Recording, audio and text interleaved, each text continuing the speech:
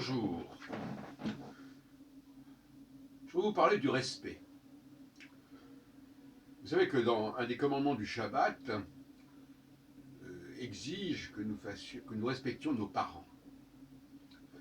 Mais nos parents, qu'est-ce que c'est que nos parents? Qu'est-ce que veut dire exactement ce commandement?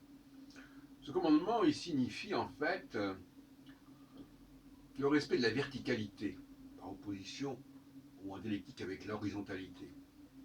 Respect de ce qui est antérieur, et donc quelque part de ce qui est en amont, et donc quelque part de ce qui est supérieur. Le respect, c'est une notion qui est mal comprise aujourd'hui. Respecter quelqu'un, c'est savoir se comporter par rapport à lui selon un ordre naturel des choses.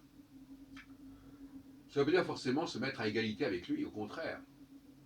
Le respect, c'est souvent se reconnaître que l'autre a plus de connaissances, a plus de savoir, a plus d'expérience que vous. Et par conséquent, l'affirmation égalitaire peut être considérée comme un manque de respect, je dirais. Prenons un exemple un peu caricatural. Un spécialiste de sciences politiques qui va faire une conférence, et puis une personne intervient en disant je ne suis pas d'accord avec vous. Je ne pense pas comme vous. Ça peut paraître insignifiant comme expression. Mais en fait, qui est cette personne qui dit je ne suis pas d'accord avec vous? Qu'est-ce qu'elle vaut, cette personne? La fameuse formule vous êtes qui? Vous êtes qui, ça veut dire qui êtes-vous pour dire ce que vous dites?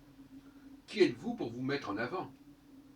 Et c'est comme par exemple dans un colloque de physique nucléaire, un spectateur dirait je ne suis pas d'accord avec vous, alors qu'il n'a aucune connaissance dans ce domaine ou qu'il n'a pas du tout le niveau de la personne qui a parlé. Dire je ne suis pas d'accord avec vous, c'est déjà éventuellement un manque de respect quand on n'est pas au niveau de la personne par rapport à laquelle on se situe.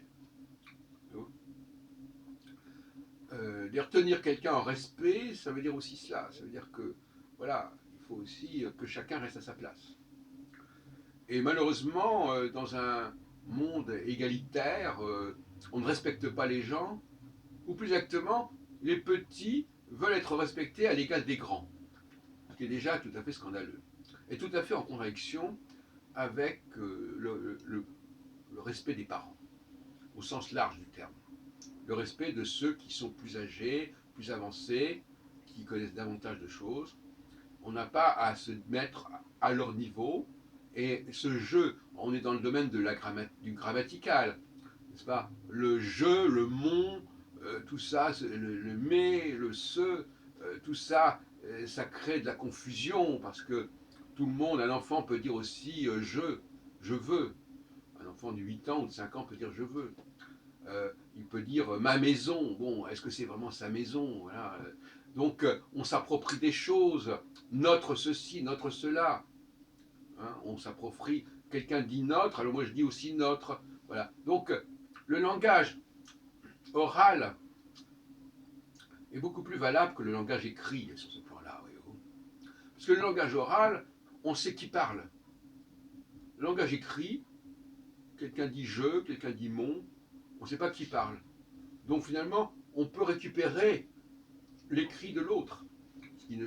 Et les gens ne manquent pas de le faire, ne se privent pas de le faire, notamment dans le domaine religieux, par exemple, ou politique. Mon pays, quel? Est-ce que vous avez le droit de dire mon pays? Si vous n'êtes même pas de ce pays, ou si vous êtes un immigré, est-ce que mon Dieu, alors que ce n'est pas votre Dieu, etc. Cette appropriation qui se fait par le biais du langage écrit. Parce que dans le langage écrit, on ne voit pas le sujet, tu vois. On ne voit pas qui parle. Dans le langage oral, on voit la personne qui parle. Donc on sait d'où ça vient.